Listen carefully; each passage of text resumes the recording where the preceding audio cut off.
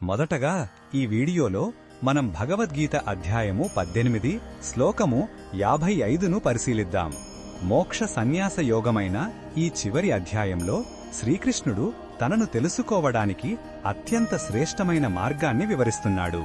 కర్మ, జ్ఞాన మార్గాలను దాటిన తరువాత భక్తి యొక్క ప్రాముఖ్యతను ఈ శ్లోకంలో స్పష్టం చేస్తున్నాడు. మొదటగా ఈ పవిత్ర శ్లోకాన్ని భక్తితో విందాం. భక్త్యా మామభిజానాతి యావాన్ యశ్చాస్మి తత్వతః తతో మాం తత్వతో జ్ఞాత్వా విశతే తదంతరం. ఈ శ్లోకం అర్థమేమిటంటే, కేవలం నిష్కల్మషమైన భక్తి ద్వారానే ఒక వ్యక్తి నా యథార్థ స్వరూపాన్ని, నేను ఎవరో, నా తత్వమేమిటో పూర్తిగా తెలుసుకోగలడు అని శ్రీకృష్ణుడు చెబుతున్నాడు. అలా నన్ను నిజంగా తెలుసుకున్న తరువాత ఆ భక్తుడు తక్షణమే నాలో ప్రవేశిస్తాడు, అంటే నా దివ్యమైన పరాగతిని పొందుతాడు.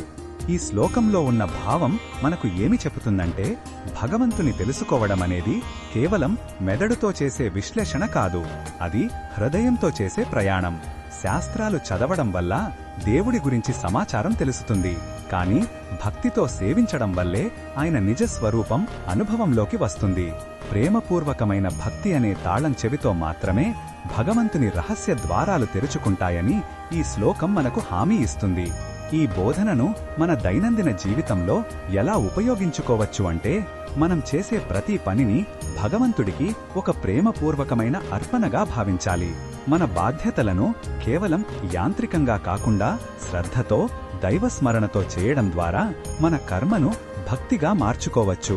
ప్రార్థన, జపం లేదా సేవ ద్వారా దేవునితో ఒక వ్యక్తిగత సంబంధాన్ని పెంచుకోవడం ద్వారా ఆయన తత్వాన్ని మనం మరింత లోతుగా అర్థం చేసుకోగలుగుతాం. మరిన్ని భగవద్గీత శ్లోకాల అర్థాన్ని తెలుసుకోవాలంటే మా తదుపరి వీడియోలను తప్పకుండా చూడండి.